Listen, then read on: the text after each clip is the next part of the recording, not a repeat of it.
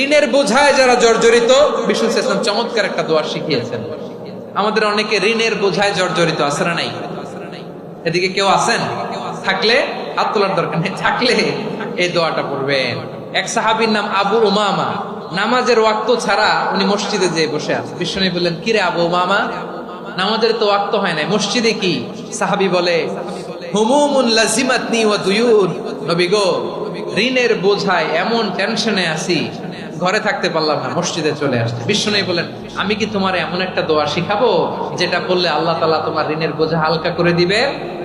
আবু উমামা বললেন, ইয়া রাসূলুল্লাহ, অবশ্যই শিখাবেন। বিষ্ণু বললেন, তাহলে তুমি পড়বা, আল্লাহুম্মা ইন্নী আউযু বিকা মিনাল হাম্মি ওয়াল হাযান ওয়া আউযু বিকা মিনাল জুবনি ওয়াল বুখল ওয়া আউযু বিকা মিন গালাবাতিদ দাইনি ওয়া কাহরির রিজাল।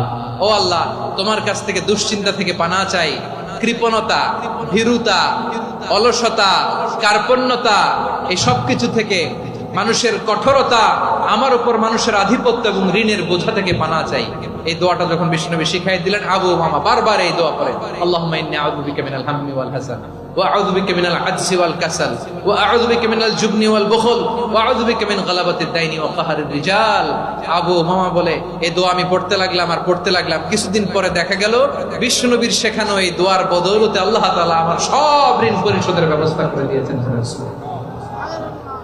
পড়বেন আমার প্রিয় পটুয়াখালীর ভাইরা।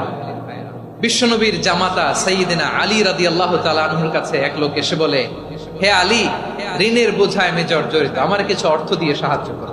সাইয়্যিদিনা আলী রাদিয়াল্লাহু তাআলা আনহু বললেন, আমি কি তোমারে এমন একটা দোয়া শিখাবো যেটা বিশ্বনবী আমাদের শিখিয়েছেন? এই দোয়া যদি তুমি পড়ো, লাউ কানা আলাইকা মিসলু জাবালিন কাবীরিন দাইনান আদাল্লাহু আনকা, পাহাড় পরিমাণে যদি ঋণের বোঝা হয়, আল্লাহ এটা পরিশোধের ব্যবস্থা করে দিবেন। ছোট্ট একটা দোয়া বিশ্বনবী শিখালেন, বললেন, তুমি পড়বা, আল্লাহুম্মা কফিনি বিহালালিকা আন হারামিকা ওয়া আগনিনি বিফাদলিকা আম্মান সিওয়াক। বুঝতে আছে? হ্যাঁ, আছে।